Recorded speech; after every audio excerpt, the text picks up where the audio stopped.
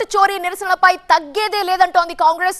Vote చోరీ అనేది దేశద్రోహంతో సమానమన్న కాంగ్రెస్ ఈ అంశంపై దేశవ్యాప్తంగా పోరాటాన్ని కొనసాగించాలని నిర్ణయించింది. ఆదివారం ఢిల్లీలోని రామ్లీలా మైదానంలో చేపట్టే నిరసన కార్యక్రమాన్ని సక్సెస్ చేయడానికి తెలంగాణ కాంగ్రెస్ పక్కా ప్లాన్ తో ముందుకు సాగుతోంది.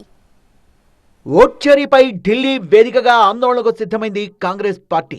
ఓట్ చోరీకి వ్యతిరేకంగా ఆదివారం ఢిల్లీలోని రామ్లీలా మైదానంలో జరగనున్న మహాధర్నాను విజయవంతం చేయడంపై రాష్ట్ర పార్టీ ఫోకస్ చేసింది. ఈ అంశంపై టీపీసీసీ చీఫ్ మహేష్ గౌడ్ తో సీఎం రేవంత్ రెడ్డి చర్చించారు. ఇప్పటికే ఓట్ చోరీకి వ్యతిరేకంగా రాష్ట్ర వ్యాప్తంగా 10 లక్షల సంతకాలు సేకరించింది పీసీసీ.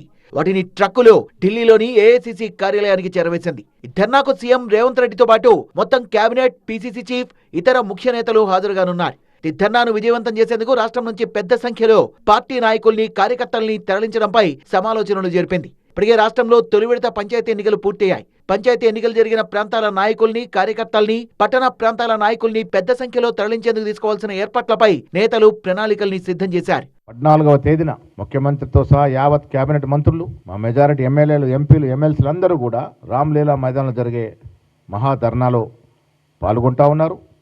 పాల్గొనాల్సిందిగా నేను విజ్ఞప్తి చేస్తా ఉన్నాను. 11న జరిగిన మొదటి ఫేజ్ ఎన్నికలు ముగిసిన చోటు నుంచి పెద్ద ఎత్తున కార్యకర్తలు కూడా మహాధర్నాలో ఢిల్లీలో జరిగే కార్యక్రమంలో పాల్గొంటా ఉన్నారు. కాంగ్రెస్ హైకమాండ్ చేపట్టిన ఈ కార్యక్రమాన్ని టీపీసీసీ కూడా ప్రతిష్టాత్మకంగా తీసుకుంది. నిరసన కార్యక్రమానికి సాధ్యమైనంత ఎక్కువ మందిని తీసుకెళ్లడంతో పాటు ముఖ్య నేతలంతా ఈ కార్యక్రమానికి హాజరు కావాలని టీపీసీసీ సమాచారం అందించింది.